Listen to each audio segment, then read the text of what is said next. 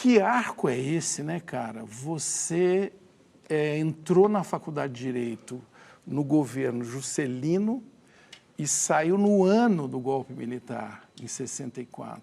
Quando eu me formei e comecei a advogar, eu não imaginava que eu ia defender perseguidos políticos, porque não existiam perseguidos políticos. Algum tempo depois, começam então as prisões, tudo isso e tal. E eu fui procurado para defender o Zé Mentor, que foi depois deputado e tal. E foi o meu primeiro cliente. Depois disso, começaram a aparecer pessoas para defender.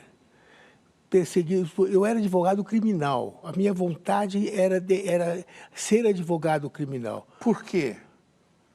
Porque era a minha vocação. Eu tenho que já entregar para eles que o seu pai, desembargador, falava para você, o crime não compensa, É meu verdade. filho, né? Porque ele sempre ele foi advogado do cível e depois foi desembargador.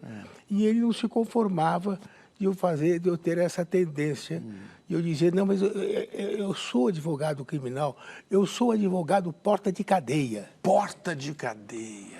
Então, eu queria defender, porque eu dizia, petulância minha, hein, que eu era bom de gogó.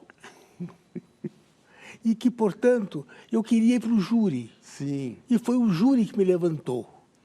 Não é? E meu pai que disse essa frase, era ele sempre que estava sentadinho na segunda fila do tribunal do júri, torcendo por mim. Filho, vai mais para frente, filho, mais para frente. Vai em cima da linha, aí. Defende, defende. Nossa.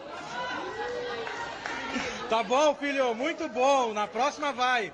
Desde esse início, teve uma coisa que te chamou, Zé Carlos, que é a Comissão Justiça e Paz da Arquidiocese de São Paulo. O que foi essa experiência? Eu já advogava na Justiça Militar, defendendo perseguidos políticos, e havia outros advogados, mas um número muito reduzido, sabe? Muito poucos advogados que militavam nessa área. Porque era uma área meio perigosa. Um dia eu recebo um telefonema de Dom Paulo Evaristo Arnes, me chamando para ir à casa dele para ter uma conversa. Aí eu fui, e aí ele disse, olha, nós estamos constituindo aqui a Comissão Justiça e Paz e reunindo pessoas, e aí eu queria saber se podíamos contar com a sua participação. Hélio Bicudo, Fábio Comparato, Margarida Genevois, José Gregori. E aí formou-se a Comissão Justiça e Paz. Explica para os jovens quem foi Dom Paulo Evaristo Arnes. Dom Paulo Evaristo Arnes foi um padre franciscano que acabou se tornando cardeal de São Paulo.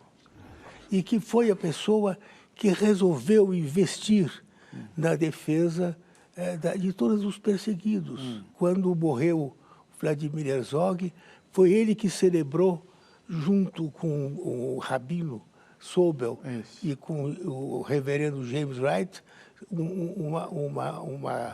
uma missa na Catedral de São Paulo, com ameaça que havia. Uma coragem danada para fazer isso, né? Ele era um homem de coragem. Os estudantes me perguntaram se o comunismo estava iminente. Flávio, você que discute o sentido das palavras, sabe, iminente quer dizer, é perigoso, vai aparecer agora? Eu respondi, é perigoso se a gente começar a combater fantasma, se a gente reparar em tudo como se fosse comunismo, se aqueles que trabalham pelos pobres já são considerados comunistas, os que trabalham pelos operários são taxados de vermelhos. Isso é perigoso.